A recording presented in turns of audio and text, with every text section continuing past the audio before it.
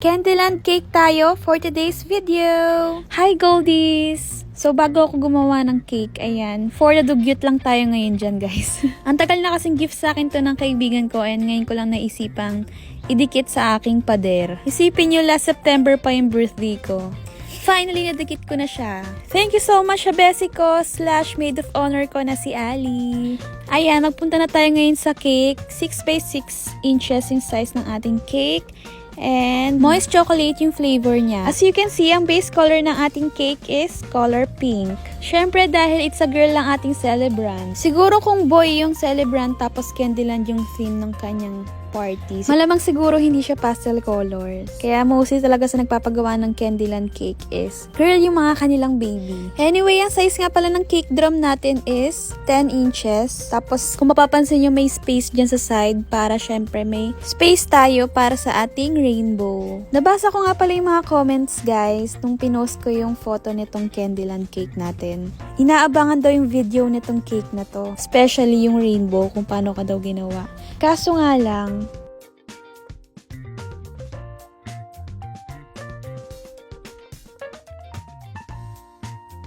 hindi po ako yung gumawa nitong rainbow na to.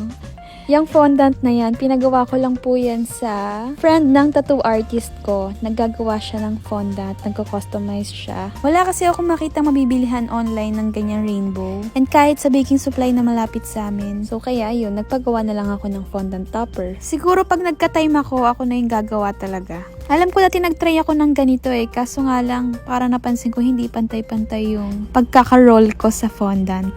Kailangan ko mag-aral guys. So ayun, balik tayo sa video. Ayan, kumuha lang ako ng cupcake.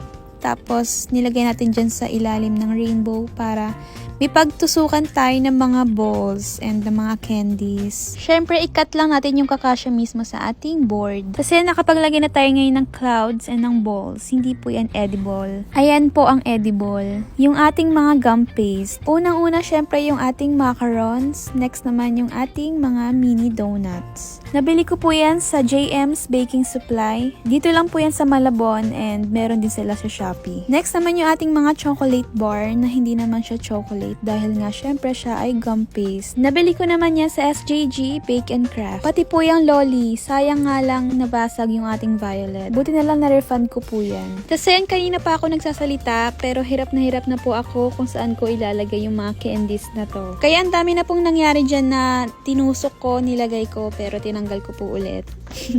Nakakalito lalo na kung marami kang toppers tapos wala ka pang gayahan. Kaya nakakaloka talaga. Meron namang sinend na inspo, kaso nga lang hindi po yun Candyland. Ito po siya. Kaya nahirapan talaga ako sa placing ng ating mga toppers. Kasi may nagtanong din ko paano ko po ginawa yung name. Hindi rin po ako yung gumawa niyan. Customized cardstock topper po siya. Pinagawa ko lang po yan sa aking pinapagawan lagi. Kasi yan, tingnan niyo yung video. Gusto ko talaga maglagay ng color orange. Ang problema nga is, hindi ko alam kung saan ilalagay. Kasi lagay lang tayo ng gold pang accent. Kasi makikita nyo, kanina may nakalagay dyan na chocolate bar, pero tinanggal ko kasi parang na-OA-yan ako. Kasi yung nasa left side is punong-puno na ng candies. So kaya ayun, binawasan ko naman yung nasa kanan. Then lastly, mag-spray lang tayo ng edible glitter dust. Napansin nyo ba guys na may nagbago sa cake? May binago ako dyan. Hulaan nyo kung ano.